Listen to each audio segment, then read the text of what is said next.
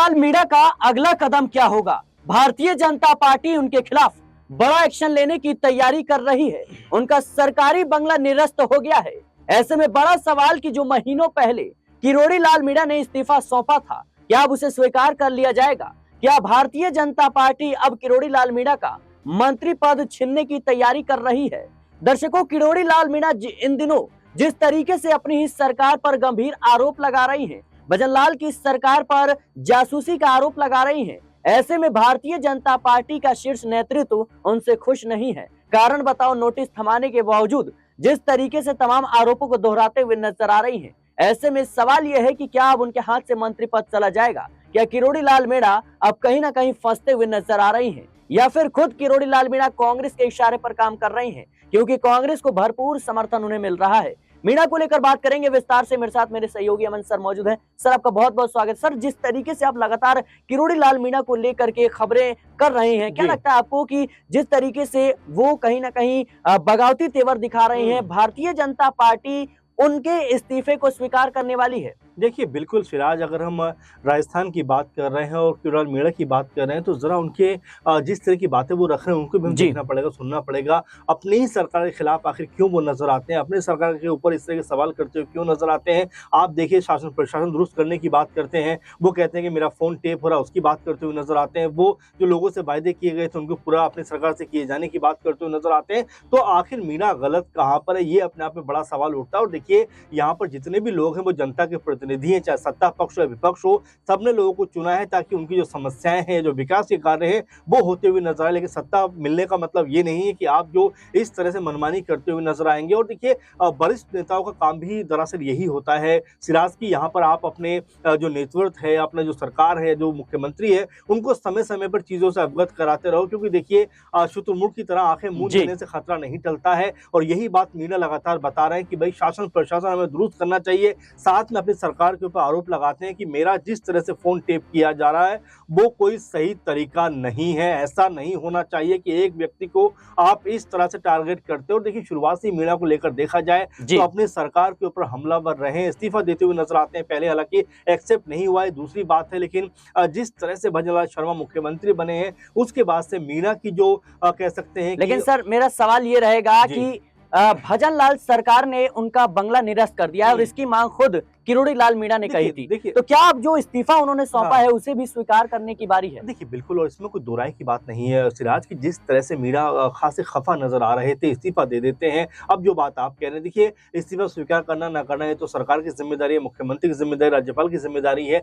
लेकिन महत्वपूर्ण बात क्या है इसमें कि जिस तरह की बातें वो कह रहे हैं, अपनी सरकार से किस तरह से वो परेशान है, उनकी बेचैनी आप देखिए कि मेरी सरकार जो है वो मेरी ही जासूसी करवा रही है, मेरे ही फोन टेप करवा रही है, मेरे ही खिलाफ एक षड्यंत्र रचा जा रहा है, साजिश रची जा रही है। इससे कहीं ना कहीं वो गमज़दा नजर आते हैं और अपनी सरकार के ऊपर निशाना साधते हुए दिखाई पड़ते। देखिए, जब कह सकते हैं राजस्थान की सरकार बन रही थी, हर कोई यही मान रहा था कि भाई जो वसुंधरा राजे हैं उनको मुख्यमंत्री बनाया जाएगा। लेकिन अचानक से पर्ची खुलती है और नाम निकल कर आता है भजनलाल शर्मा का, जिनको इससे पहले शायद ही कोई राजनीति में कोई बहुत बड़े लेवल पे जानता होगा। उनको मुख्यमंत्री बनाया जाता है। उसके बाद से जो कह सकते हैं राजस्थान बीजेपी, उसके अंदर कई बार ऐसा लगा कि जो विधायक बहुत खुश नहीं है, बहुत ज्यादा भजनलाल शर्मा के साथ में कनेक्ट नहीं हो रहे हैं। और मीणा ने जिस तरह से समय समय पे उनके खिलाफ बिगुल फूंका है, यानी अपनी सरकार के खिलाफ बिगुल फूंका है, उससे अंदाजा जरूर सर, मीणा तो मुख्यमंत्री रेस में भी शामिल थे। देखिए, अगर आप मुख्यमंत्री की बात करेंगे तो उनके कह सकते हैं अलावा आपको पड़ोसी राज्य ठीक हरियाणा की बात करनी पड़ेगी। वहां पर भी अनिल विज जो है वो लगातार मुख्यमंत्री बनने के दावे कर रहे थे और यही अनिल विज जो है वो अपनी सरकार के खिलाफ मुखर भी दिखाई पड़ते हैं। ठीक वैसे मीणा भी नजर आ रहे हैं जो अपनी सरकार को कहने का ये बता रहे हैं, चेता रहे हैं कि अगर आपने ज्यादा मेरे खिलाफ जो साजिशें रची, षड्यंत्र रचे, तो मैं आपको जो है सत्ता में रहने नहीं दूंगा, आपको सत्ता उखाड़ फेंकूंगा। और जिस तरह का गर्म मिजाज उनका नजर आता है और जिस तरह से हमेशा वो लोगों के लिए खड़े रहते हैं, और ये देखा भी गया, उनको बाबा कहा जाता है, एक तरीके से उनको बहुत मान सम्मान भी दिया जाता है। जो लोग हैं वो मीणा के की तारीफें करते हुए नजर आते हैं कि जो भी काम है वो मीणा जी के जरिए होता है। लेकिन सर, उनका जो एक मुखर रवैया है कि सरकार में रहते हुए भी वो अपनी पार्टी पर सवाल उठा देखिए, देते हैं, सिराज उसके लिए जी। कहीं ना कहीं उनका जो समर्थक है जी। वो काफी ज्यादा उन्हें समर्थन देता देखिए है। सिराज, बिल्कुल मैं ये बात कहूंगा कि देखिए आपने सवाल पूछा कि अपनी सरकार के खिलाफ सवाल उठा। देखिए अपनी सरकार क्या होता है, सब लोग जनता के लिए काम करें। मैं कह जी। रहा हूँ शुरू में मैंने आपसे कहा कि चाहे सत्ता पक्ष हो या विपक्ष हो, दोनों का काम होता है कि कैसे लोगों के मुद्दे सोल्व कराए जाए। आप देखिए अगर हरियाणा जो हम राजस्थान की बात कर जी। रहे हैं, उसमें जो कांग्रेस के विधायक है, क्या वो नहीं चाहते होंगे क्षेत्र का विकास हो, या सत्ताधारी जो पार्टी है जी। उनके विधायक है वो नहीं चाहते होंगे सत्ता उनके जो क्षेत्र का विकास हो। तो सब लोग कहीं ना कहीं विकास का काम करना चाहते हो, करना भी चाहिए, क्योंकि देखिए जनता ने आपको इसी काम के लिए चुना है। लेकिन मुश्किल कहाँ हो जाती है कि जब आप अपनी सरकार से सवाल पूछते हुए नजर आते हो कि भाई ये काम ऐसा नहीं ऐसा होना चाहिए, या इस क्षेत्र में काम क्यों नहीं हुआ, या कितना काम होता हुआ जी, नजर आया। बिल्कुल। जब आप ये कहते हुए नजर आते हो कि भाई आप अपनी क्या सरकार मीणा को इसी वजह से कहीं ना कहीं मुश्किलों का सामना करना देखिए पड़ रहा है? बिल्कुल बिल्कुल, और यही बात मैं आपको बता रहा हूँ कि मीना को तकलीफ इस बात की भी होगी कि कैसे फोन टेप हो जा रहा है। देखिए बहुत सारी व्यक्तिगत बातें होती हैं, परिवार से होती हैं, तमाम लोगों से होती हैं। इस तरह से अगर खुलेआम उनका फोन टेप किया जाएगा तो यही बात कुछ समय पहले जो विपक्षी दल थे वो कहा करते थे कि पेगासस के जरिए जो सत्ताधारी पार्टी बीजेपी है वो उनकी जासूसी करवाने वाली है, करवा रही है। और यही बात अब मीना कहते हुए नजर आ रहे हैं। तो कहीं ना कहीं जो विपक्षी अब तक जो कह सकते हैं कि दावे कर रहे जिस थे। तरह के दावे कर रहे थे, जी। जिस तरह के आरोप लगा रहे थे, वो अब सच साबित होते हुए नजर आ रहे हैं। क्योंकि सत्ताधारी पार्टी का अगर कोई बड़ा नेता, और ये कोई कल का बना हुआ कोई नेता नहीं है, कल का बना हुआ कोई विधायक नहीं है, बल्कि मीना की राजनीति एक लंबे वक्त की राजनीति रही है और मजबूत नेताओं में से एक रहे। आपने खुद भी कहा कि जी। मुख्यमंत्री की रेस में कहने के वो नजर आते थे, लेकिन उनके ऊपर अगर इस तरह से जासूसी की जाएगी, पहरा रखा जाएगा, तो मेरे ख्याल से अच्छी चीज नहीं है। सर, वसुंधरा राजे का भी मीणा को समर्थन मिल चुका जी। है। वसुंधरा राजे से जब सवाल किया गया तो उन्होंने साफ तौर पर कहा कि मीणा जी की समस्याओं को बीजेपी नेतृत्व को सुनना चाहिए, जी। आलाकमान को सुनना चाहिए जी। और कहीं ना कहीं इसका सॉल्व यानी समाधान किया जाना चाहिए। दूसरी तरफ कांग्रेस हाँ। पार्टी हाँ। से अशोक गहलोत हो या फिर जी। सचिन पायलट हो, तमाम बड़े नेताओं का समर्थन जी। मिल रहा है। क्या लगता है आपको कि पार्टी में कहीं ना कहीं भारतीय जनता पार्टी में फूट पड़ने के जो आसार है वो नजर आ रहे देखिए हैं? बिल्कुल सिर्फ राजस्थान की बात नहीं करूंगा, मैं तमाम राज्यों की बात करूंगा। सिराज, आप जरा दिल्ली में देखिए, यहाँ पर जी। प्रवेश वर्मा और रेखा गुप्ता के बीच में ऐसा सुनने को आता है, खींचतान चल रही है। क्योंकि प्रवेश वर्मा मुख्यमंत्री के सबसे बड़े दावेदार थे। जब से मुख्यमंत्री रेखा गुप्ता बनी है उसके बाद से बहुत एक्टिव प्रवेश वर्मा दिखाई नहीं पड़ते। आप उत्तर प्रदेश चलिए, वहां पर देखिए केशव प्रसाद मौर्य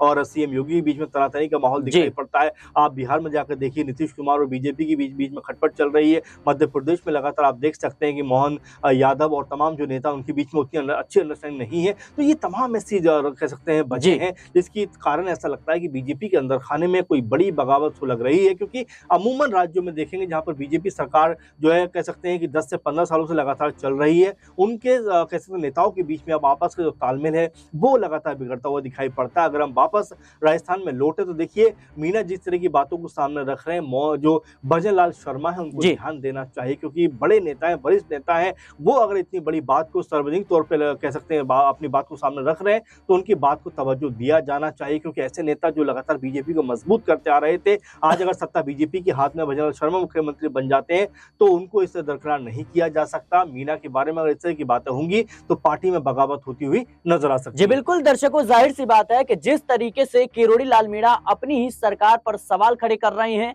उसके बाद उनका बंगला निरस्त हो जाता है, कारण बताओ नोटिस भी दिया जाता है। लेकिन सवाल यह है कि क्या उनका इस्तीफा अब स्वीकार कर लिया जाएगा, क्योंकि भारतीय जनता पार्टी किरोड़ी लाल मीणा के खिलाफ कहीं ना कहीं गुस्से में नजर आ रही है, आक्रामक नजर आ रही है और इसी वजह से उनको लेकर के बीजेपी अभी चुप देखी जा रही है। और माना यह जा रहा है कि जैसे ही तमाम तरह के जो चुनाव परिणाम सामने आएंगे, यानी हरियाणा में जो निकाय चुनाव की समाप्ति हुई है इसके परिणाम सामने आएंगे, उसके बाद ऐसे तमाम नेताओं के खिलाफ कहीं ना कहीं कार्रवाई हो सकती है जो पार्टी की मुश्किलें चुनाव के वक्त में बढ़ाते हुए नजर आए थे। फिलहाल के लिए इस रिपोर्ट में इतना ही। देश और दुनिया की तमाम खबरों के लिए बने रहने नेक्स्ट 9 न्यूज के साथ।